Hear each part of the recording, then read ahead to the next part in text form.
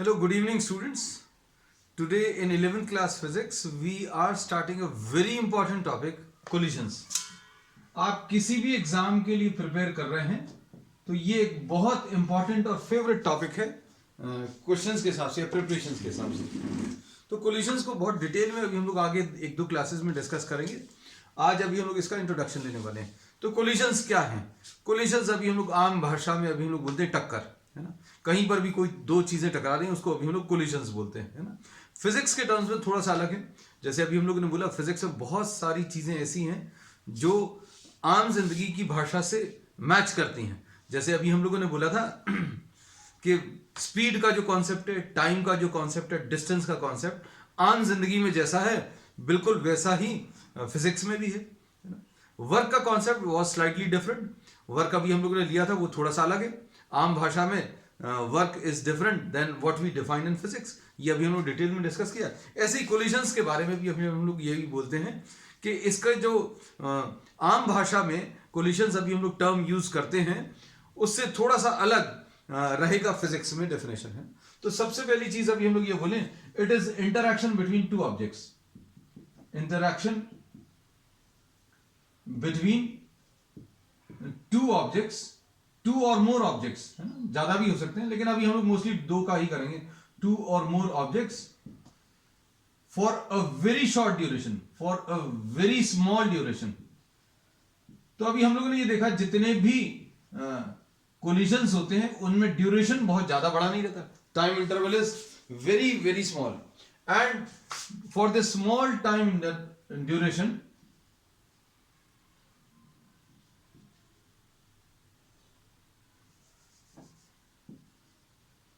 for which the interacting bodies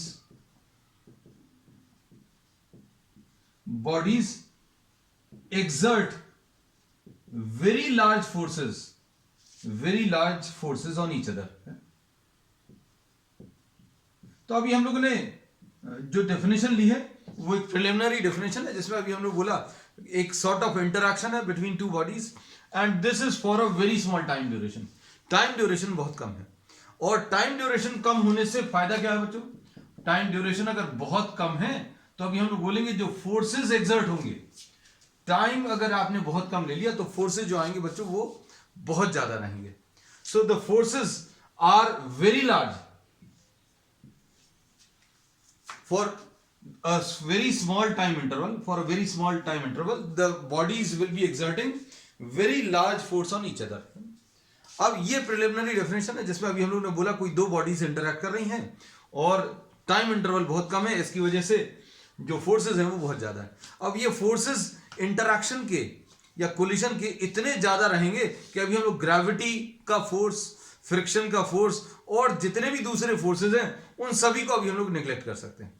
so the forces which are generated during collision will be so large that we can neglect any other forces. Gravity का force neglect कर देंगे, friction का force और जितने भी forces हैं वो सारे के सारे फोर्सेस अभी हम निगलेक्ट कर सकते हैं। ठीक है, तो धीरे धीरे स्टेप बाय स्टेप अभी हम लोग सारी चीजें समझते चलेंगे। अब इसमें अभी हम लोग ये बोलते हैं कोलिशंस के लिए, कोलिशंस जो रहेंगे उनमें जरूरी नहीं है कि डायरेक्ट कॉन्टैक्ट हो।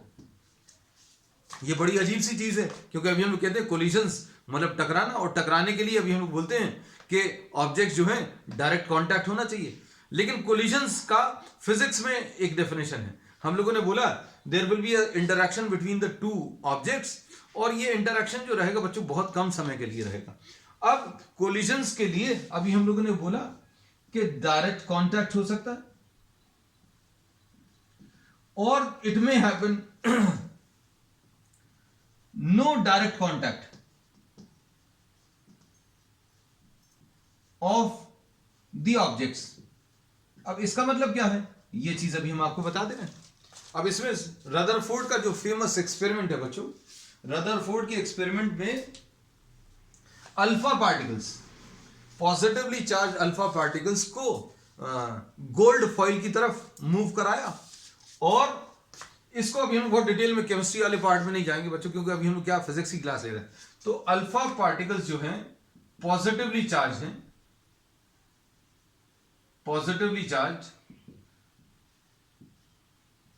particles moving towards the gold nucleus. बहुत सारे ऑब्जर्वेशंस हैं उसमें, है ना. केमिस्ट्री में अभी हम लोग पढ़ेंगे कि बहुत सारे अल्फा पार्टिकल जो हैं they just pass through the gold foil, है ना, सीधे चले जाते हैं.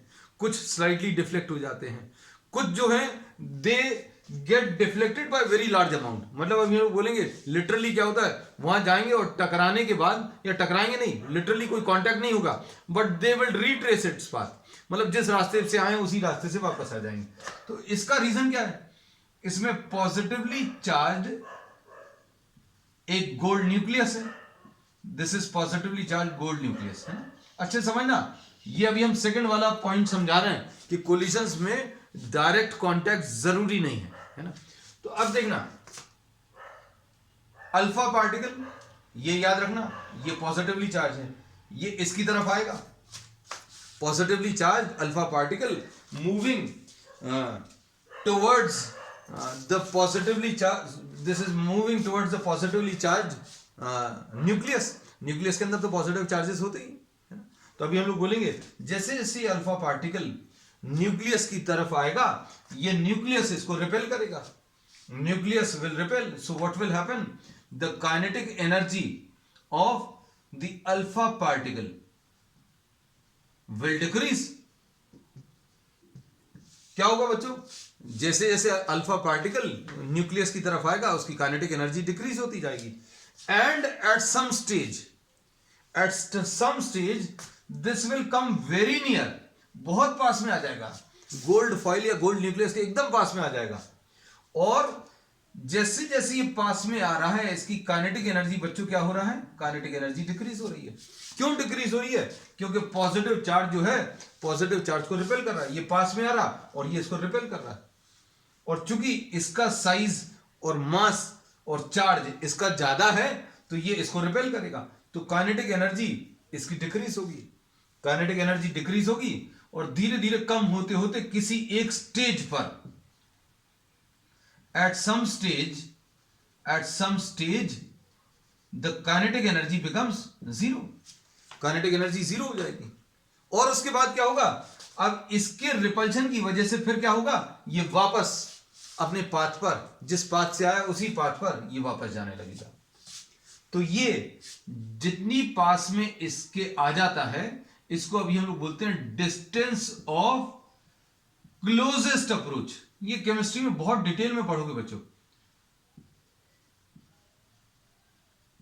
और इसको मान लीजिए रदरफोर्ड का एक्सपेरिमेंट नहीं मालूम तो भी आप इसको ऐसा समझ सकते हैं कि भाई अगर कोई पॉजिटिवली चार्ज ऑब्जेक्ट है और एक और कोई पॉजिटिवली चार्ज ऑब्जेक्ट इसकी तरफ आएगा तो ये इसको रिपेल करेगा और इसकी वजह से इसकी काइनेटिक एनर्जी डिक्रीज होती जाएगी.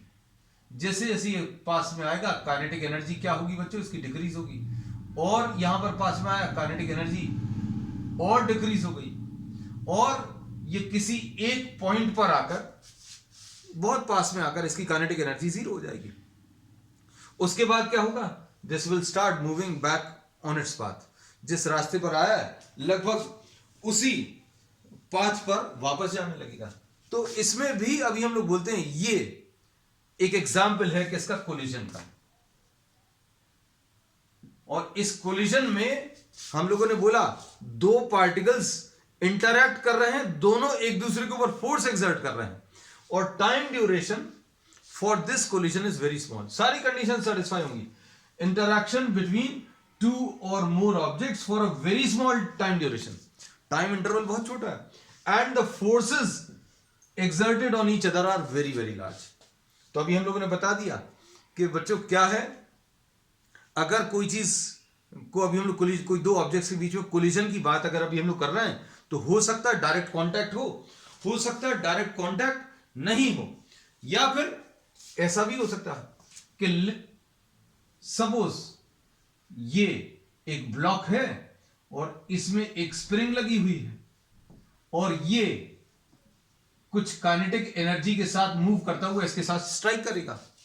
अब क्या होगा, इसके प्रॉब्लम्स बहुत सारे किए थे अभी हम लोगों ने पिछले टर्न पर. तो ये ब्लॉक इधर की तरफ आएगा तो इस स्प्रिंग को ये कंप्रेस करेगा तो kinetic energy of this block will decrease kinetic energy इस ब्लॉक की डिक्रीज होगी और धीरे धीरे डिक्रीज होते होते जीरो हो जाएगी और काइनेटिक एनर्जी डिक्रीज हो रही है। क्या हो रहा? स्प्रिंग कॉम्प्रेस होती जा रही। तो ये काइनेटिक एनर्जी किस में कन्वर्ट हो गई बच्चों? Kinetic energy gets converted into the energy which is stored in the spring, है ना। तो अब क्या होगा? जब इसकी काइनेटिक एनर्जी जीरो हो जाएगी, जब इसकी काइनेटिक एनर्जी जीरो हो जाएगी, काइनेटिक एनर्जी जीरो कब होगी बच्चों? जब ये बहुत ज्यादा प्रेस हो जाएगा, ऐसा कुछ, स्प्रिंग कॉम्प्रेस हो गई। अब काइनेटिक एनर्जी इसकी जीरो हो गई। अब क्या होगा? अब ये स्प्रिंग जो है वापस अपना शेप और साइज लेगी। जब ये वापस अपना शेप और साइज लेगी तो ये ऑब्जेक्ट इधर की तरफ और ये वाला ऑब्जेक्ट इधर की तरफ मूव करेगा। तो ये भी एक एग्जांपल है किसका? कोलिजन का। तो इसमें अभी हम लोग बोलते हैं कोलिजन के लिए डायरेक्ट कांटेक्ट होगा या no direct contact of the objects, या फिर उनके बीच में कोई कनेक्टिंग लिंक हो सकती है। तो अभी हम लोगों ने ये तीन आपको इसके एग्जांपल्स दे दिए, है ना। अब इसमें और क्या बता सकते हैं?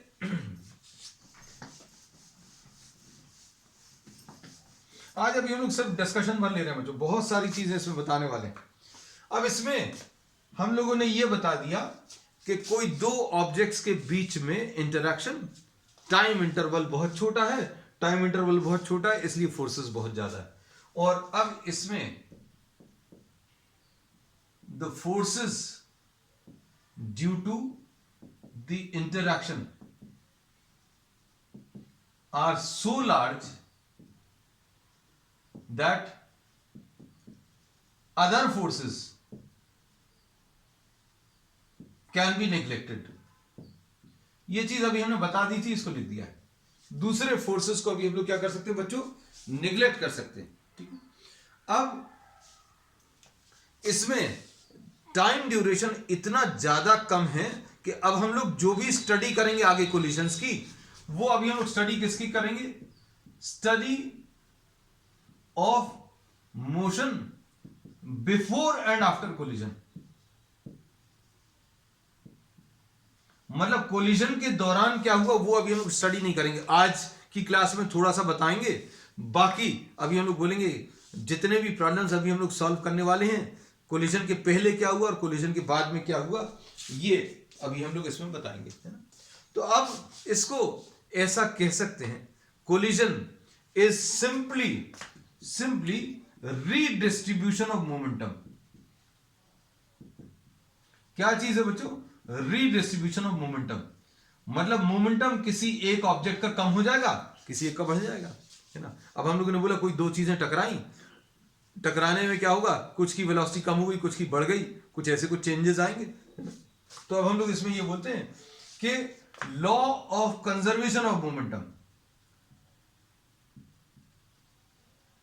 of momentum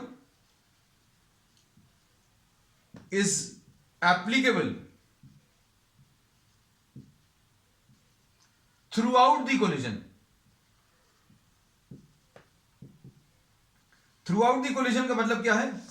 कोलिजन के पहले मोमेंटम जितना था, कोलिजन के दौरान भी मोमेंटम उतना ही रहेगा, कोलिजन के बाद भी मोमेंटम उतना ही रहेगा, ठीक है। तो अभी हम लोगों ने क्या बोला? इस लाइन का मतलब ये समझ में आना चाहिए। इस लाइन का मतलब ये है कोलिजन के पहले कम मोमेंटम, कोलिजन के दौरान, ड्यूरिंग कोलिजन, जब ये ऑब्जेक्ट्स इंटरैक्ट कर रहे हैं, during that process momentum, and collision के बाद का जो मोमेंटम है वो बच्चों कैसा रहेगा? वो कांस्टेंट रहेगा, सेम रहेगा, है ना। अब इसके बाद नेक्स्ट, इसके बाद अभी हम लोग ले रहे हैं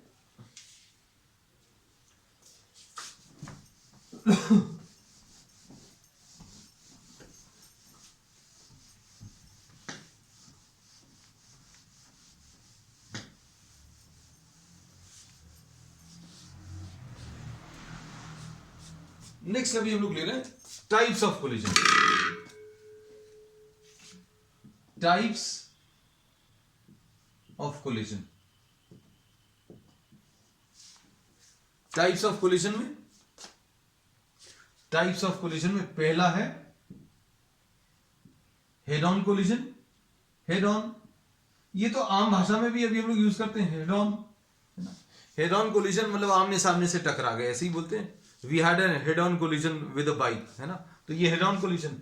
लेकिन फिजिक्स के टर्म्स में इसका मतलब क्या है ये भी अभी हम बताएंगे। दूसरा है ऑब्लिक। अब हम लोग इसमें ये बोलते हैं कि अगर कोई दो objects moving with velocities u1 and u2 collide and the line of impact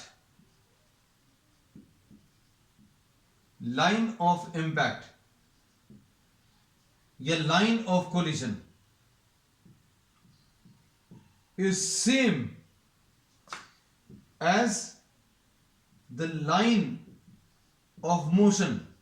जिस डायरेक्शन में ऑब्जेक्ट्स चल रहे थे उसी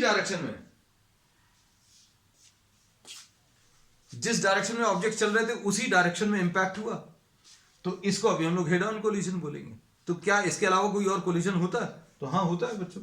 देखो अब इसमें अभी हम लोग ये बोले कोई ऑब्जेक्ट ऐसा जा रहा था और कोई ऑब्जेक्ट ऐसा आ रहा था, ठीक है, ये ऑब्लिक कोलिजन का एग्जांपल है। ये इनिशियल वेलोसिटी ऐसी कुछ थी और ये ऐसी कुछ थी, और टकराने के बाद हो सकता है ये ऐसा कुछ मूव करने लग जाए। After collision they may move in this direction. So line of impact and line of velocities अगर सेम है, जिस लाइन में वेलोसिटी थी उसी लाइन में इंपैक्ट आया और या उसी लाइन के अलोंग कोलिजन हुआ है, तो इसको हेड ऑन कोलिजन बोलेंगे। Otherwise the collision will be termed as what? This will be termed as oblique collision। if velocity of both or any one of the objects is not along the line of impact,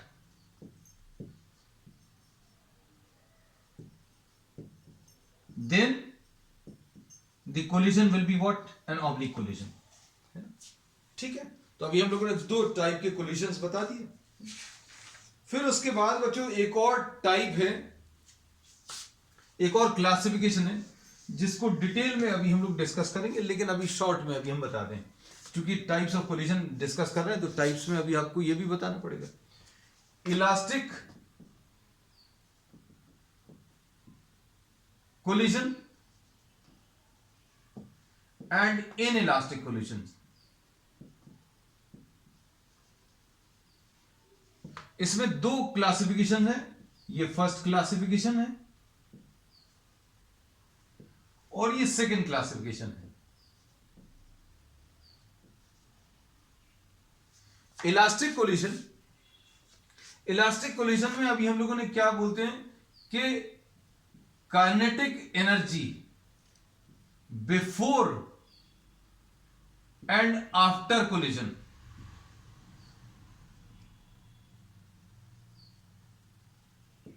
of the system remain same। इसका मतलब क्या है? जितनी kinetic energy, जैसे मान लीजिए दो चीजें टकराई, दोनों चीजें टकराने के पहले इसकी काइनेटिक एनर्जी और इसकी काइनेटिक एनर्जी दोनों को आप जोड़ लीजिए कोलिजन के पहले, और कोलिजन के बाद सपोज टकराने के बाद ये ऐसी चली गई वापस और ये ऐसी चली गई। अब क्या होगा? टकराने के बाद इसकी काइनेटिक एनर्जी और इसकी काइनेटिक एनर्जी, दोनों काइनेटिक एनर्जीज को ऐड कर लो, तो kinetic energy before and after collision will remain constant. ठीक है, तो इसमें अब हम लोग क्या बोल सकते हैं? Kinetic energy of the system, ये ऑफ द सिस्टम बाद में हटा देते हैं। Kinetic energy of the system before and after collision remain same. ठीक है, ड्यूरिंग कोलिजन काइनेटिक एनर्जी का कंजर्वेशन नहीं होगा। मतलब काइनेटिक एनर्जी, अच्छे से सुनना बच्चों, ये एक बहुत इंपॉर्टेंट फैक्ट है, क्योंकि कुछ बहुत अच्छी बुक्स में इस पर बेस्ड ऑब्जेक्टिव क्वेश्चंस भी बनते हैं, है ना। इसमें ऑब्जेक्टिव क्वेश्चंस क्या बनते हैं? अभी हम लोगों को यही लगता है क्या? Just 1 minute.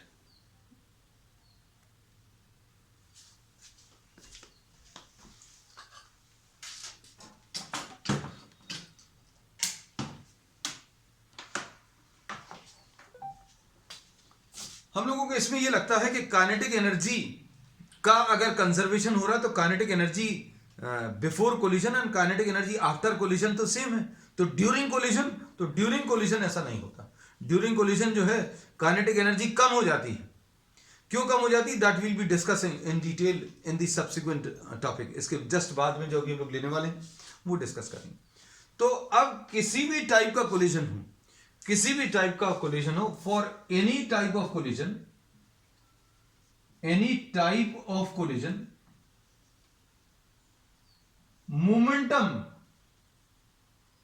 Momentum is conserved. Momentum का कंजर्वेशन होगा, मोमेंटम का बच्चों कंजर्वेशन होगा। इलास्टिक कोलिजन में भी किसका, मोमेंटम का कंजर्वेशन होगा। इन इलास्टिक कोलिजन में भी मोमेंटम का कंजर्वेशन होगा, है ना। आप हेड ऑन कोलिजन ले लो, ऑब्लिक कोलिजन ले लो, any type of collision, momentum system का जितना पहले था बाद में भी उतना ही होगा। ड्यूरिंग कोलिजन भी मोमेंटम का कंजर्वेशन होगा, मतलब जितना पहले था उतना बाद में होगा। और कोलिजन के दौरान, during collision also the momentum remains constant. अब काइनेटिक एनर्जी के बारे में क्या बोला, पहले काइनेटिक एनर्जी कोलिजन के पहले और कोलिजन के बाद की काइनेटिक एनर्जी, टकराने वाले ऑब्जेक्ट्स की, कोलिजन वाले ऑब्जेक्ट्स की kinetic energy before collision and kinetic energy of the colliding bodies after collision will B same. Total kinetic energy collision के पहले निकाल लो दोनों की, और kinetic energy of the two bodies after collision निकालो, दोनों सेम आएंगी। लेकिन ड्यूरिंग कोलिजन सेम नहीं रहेगी, कम हो जाएगी। ये अभी हम लोग डिस्कस करेंगे, है ना। अब इन इलास्टिक कोलिजन में अभी हम लोग क्या बोलते हैं बच्चों, kinetic energy is not conserved. Kinetic energy before, kinetic energy of the system before and after collision not same. ठीक है, सिंपल। इसमें एक टर्म अभी हम लोग ये लेंगे, perfectly in elastic collision. Perfectly in elastic collision में हम लोग ये बोलते हैं the objects stick together after collision. बहुत अच्छे से नोट करते जाना बच्चों सारी चीजें। टकराने के बाद दोनों ऑब्जेक्ट एक ही ऑब्जेक्ट जैसा बनके चलेंगी, ऐसा कोई कभी होता क्या। Suppose you are having a wooden block, है ना, moving wooden block, and you fire a gun.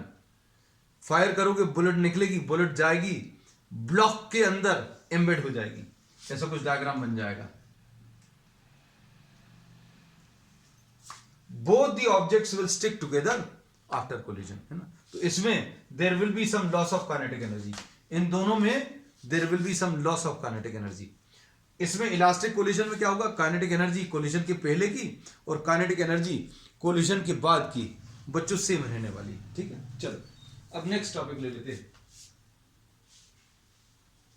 ठीक है, तो अब हम लोगों ने क्या क्या पढ़ लिया बच्चों, टाइप्स ऑफ कोलिजन पढ़ ली। Head on collision, head on collision क्या है, जिसमें लाइन ऑफ इंपैक्ट और लाइन ऑफ वेलोसिटी सेम है, और किसी एक ऑब्जेक्ट की वेलोसिटी लाइन ऑफ इंपैक्ट से अलग है या दोनों की लाइन ऑफ इंपैक्ट से अलग है, तो अभी हम लोग क्या बोलेंगे, ये ऑब्लिक कोलिजन है। फिर अगला elastic and inelastic. Elastic collision किसको बोलते हैं बच्चों, इलास्टिक कोलिजन जिसमें kinetic energy before and after collision same हो। इनइलास्टिक या परफेक्टली इनइलास्टिक कोलिजन किसको बोलते हैं, जिसमें काइनेटिक एनर्जी कोलिजन के पहले और kinetic energy of the system after collision does not remain same.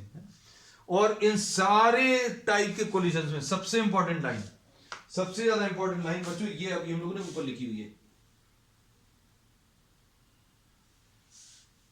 क्या कि मोमेंटम का कंजर्वेशन सभी टाइप के कोलिजन्स में होता है। मतलब momentum before collision, during collision and after collision remain same, है ना। चलो अब चलते हैं आगे। अब हम लोग इसमें डिस्कस कर रहे हैं क्या, we will be discussing about what happens when a head-on collision takes place, head on elastic collision, इसके बारे में थोड़ा सा डिटेल में पढ़ेंगे।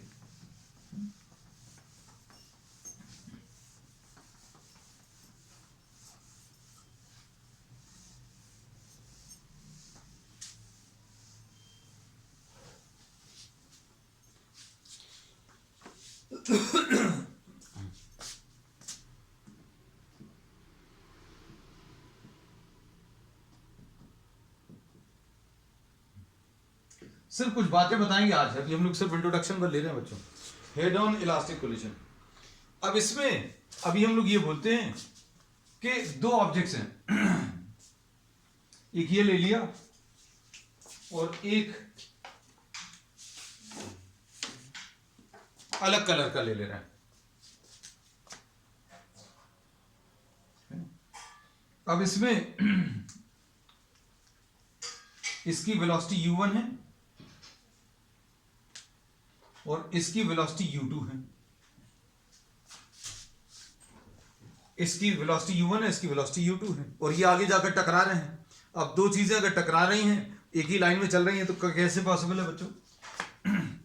Collision will only be possible. Collision कब पॉसिबल होगा? Collision will be possible only when u1 is greater than u2। u1 बड़ा है, u2 कम है। अब पीछे चलने वाला ऑब्जेक्ट ज्यादा तेजी से चलता हुआ जाएगा, तभी तो इससे टकरा पाएगा। अगर पीछे वाले की वेलोसिटी कम है, इसकी velocity, just try to think about, practical चीज है बच्चों। हमें आगे जाकर किसी गाड़ी को टक्कर मारनी, तो क्या होगा? हमारी वेलोसिटी ज्यादा रहनी चाहिए। अगर हमारी वेलोसिटी कम है, आगे वाले की ज्यादा है, तो कभी कोलिजन हो गई। अब ये आगे जाकर कहीं पर ये कोलाइड कर रहे हैं।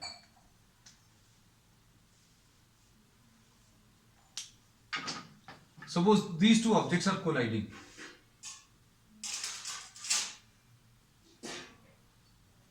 यहां पर अब क्या हुआ बच्चों? अब ये कोलिजन स्टार्ट हो गया।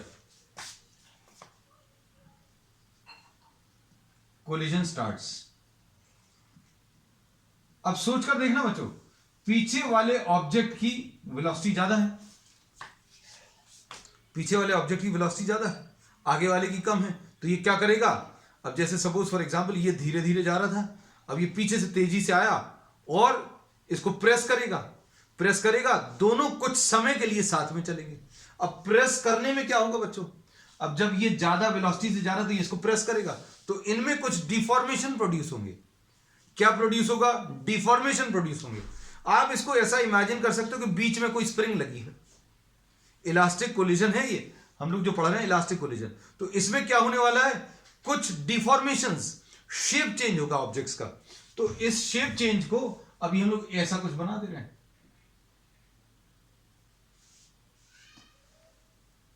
ये देखो, अच्छे दिख रहा है क्या? I hope you all are able to see this clearly. इसको अभी हम इस वाले डायग्राम को थोड़ा सा बड़ा करके बना दें। ये ऐसा कुछ शेप चेंज हो गया। ये राउंड था, ये देखो फ्लैट हो गया। इजी समझने के लिए अभी हमने ऐसा कुछ ले लिया। और जैसे जैसे अभी ये इसको प्रेस करता जाएगा, हमने बोला ये ज्यादा वेलोसिटी से आकर इसको टकराया और इसको प्रेस करेगा। प्रेस करेगा तो दोनों के शेप चेंज होंगे। इसका शेप चेंज जो है, इमेजिन करने के लिए आप बीच में स्प्रिंग मान लो, है ना। तो अब डिफॉर्मेशन बढ़ता चला जाएगा और एक स्टेज पर ये डिफॉर्मेशन मैक्सिमम हो गया। अब हम लोग यहां पर ऐसा लिख दे रहे हैं, कोलिजन स्टार्ट हो गया और इस स्टेज पे डिफॉर्मेशन डायरेक्टली इतना नहीं हो जाएगा, धीरे धीरे। अभी हम लोगों ने बोला स्प्रिंग कंप्रेस होते होते होते होते मैक्सिमम कंप्रेशन पर आ जाएगी, है ना। तो ये मैक्सिमम डिफॉर्मेशन वाली स्टेज है। मान लीजिए ये कौन सी स्टेज है? Maximum deformation. अब स्प्रिंग जो है कंप्रेस हो चुकी है, स्प्रिंग मैक्सिमम अमाउंट पे कंप्रेस हो गई। Now the two objects are moving with the same velocity. अब स्प्रिंग ऐसी तो बनी नहीं रहेगी, डिफॉर्मेशन ऐसा तो बना नहीं रहेगा।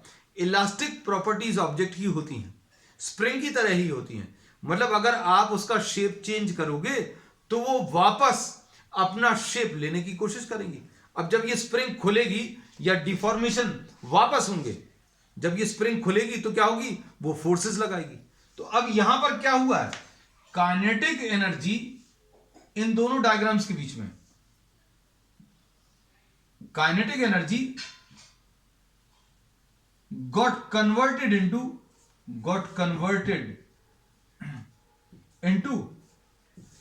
the potential energy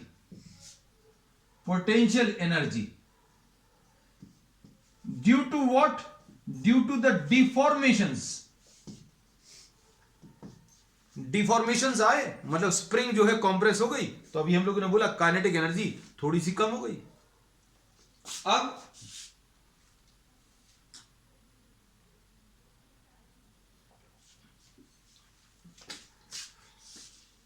अब ये वापस खुलेगा, जब ये डिफॉर्मेशंस रिस्टोर होने की कोशिश करेगा तो रिस्टोरिंग फोर्सेस लगेंगे, और रिस्टोरिंग फोर्सेस जब लगेंगे तो धीरे धीरे रिस्टोर होना शुरू होगा। और इस स्टेज के बाद अब ये ऑब्जेक्ट चलते जा रहे हैं, ये देखो अभी हम लोग कह सकते हैं कि अलग अलग जगह पर अभी हमने पिक्चर खींच के आपको दिखा दी है। यहां पर थे, टकराए नहीं है, यहां पर कांटेक्ट में आ गए, कांटेक्ट के कारण इनमें क्या हुआ, एक ने दूसरे को प्रेस करना शुरू किया तो उसका हुलिया बिगड़ गया, शेप चेंज हो गया, है ना।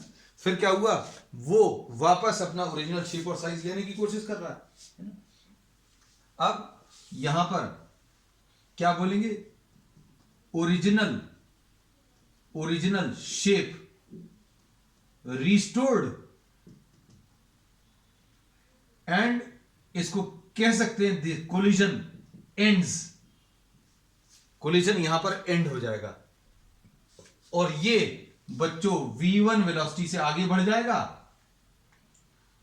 और इसकी वेलोसिटी बच्चों v2 आ जाएगी, और ऑब्वियसली v1 जो है वो ज्यादा रहेगा किससे, v2 से, तभी तो वो सेपरेट होंगे। अभी हमने बोला क्या हुआ, इसने ये धीरे धीरे चल रहा था, इसने बहुत तेजी से आकर ये धीरे जा रहा है, ये तेजी से आकर इसको पुश किया। जब ये पुश करेगा तो इसकी वेलोसिटी बढ़ जाएगी और ये ज्यादा वेलोसिटी से आगे चला जाएगा। जब टकराने के पहले पीछे वाले की वेलोसिटी ज्यादा थी, टकराने के बाद आगे वाले की वेलोसिटी ज्यादा हो जाएगी, है ना। अब इसमें और अगर अगला डायग्राम अभी हम लोगों को बनाना होता तो अगला डायग्राम कैसा आता बच्चों, इसका अगला डायग्राम बनाने के लिए हमारे पास तो जगह नहीं बची, हम ऊपर बना दे रहे हैं। ये v1 वेलोसिटी से इधर कहीं पर थोड़ा सा और आगे बनता, और ये v2 वेलोसिटी से आगे बढ़ रहे हैं। और कौन सी वाली वेलोसिटी ज्यादा है बच्चों, v2 वेलोसिटी ज्यादा है। अब जितने समय के लिए ये डिफॉर्मेशंस हो रहे हैं, अच्छे सुनना, जितने समय के लिए ये डिफॉर्मेशंस हो रहे हैं, इसको अभी हम लोग डिफॉर्मेशन टाइम बोलते हैं।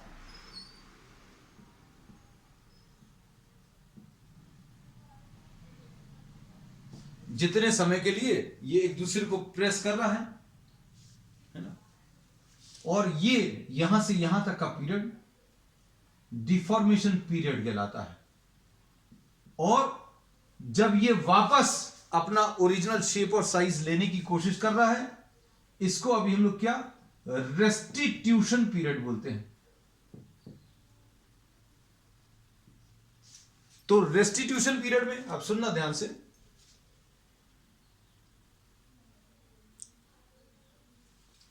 डिफॉर्मेशन पीरियड में क्या हो रहा है, अच्छे से समझना, क्योंकि ये बहुत डिटेल में बहुत ज्यादा नहीं दिया किताबों में। डिफॉर्मेशन पीरियड के दौरान kinetic energy gets converted to potential energy due to deformation. इसलिए अभी हम लोग कहते हैं कि कोलिजन के दौरान काइनेटिक एनर्जी कम हो जाती है। काइनेटिक एनर्जी कम क्यों हो जाती है, क्योंकि काइनेटिक एनर्जी जो है किस में कन्वर्ट हो गई है, डिफॉर्मेशन एनर्जी के फॉर्म में कन्वर्ट हो गई। और रेस्टिट्यूशन पीरियड के दौरान क्या होता है, जब ये वापस अपना ओरिजिनल शेप और साइज ले रहा है, इस पीरियड के दौरान अभी हम लोग कहते हैं कि potential energy reconverts into kinetic energy. और इसलिए अभी हम लोग कहते हैं कि कोलिजन के दौरान collision, during collision we say that kinetic energy does not remain same. kinetic energy बच्चों सेम नहीं रहेगी. kinetic energy पहले की before collision and kinetic energy after collision ये सेम रहेगी. अब ये बच्चों आज अभी हम लोगों ने जो पढ़ा वो डिटेल में किसके बारे में, कोलिशंस का सिर्फ एक इंट्रोडक्शन पर था, है ना. अब टकराने के बाद, कोलिशन के बाद इनकी वेलोसिटीज कितनी आएगी, उसका रिलेशन क्या है, और इसमें कैसे कैसे पॉसिबल केसेस हैं और क्या क्या न्यूमेरिकल्स बनते हैं, those we will be discussing on the next one. आज के लिए इतना है, ठीक है. So will continue with the same topic on the next one. That's all.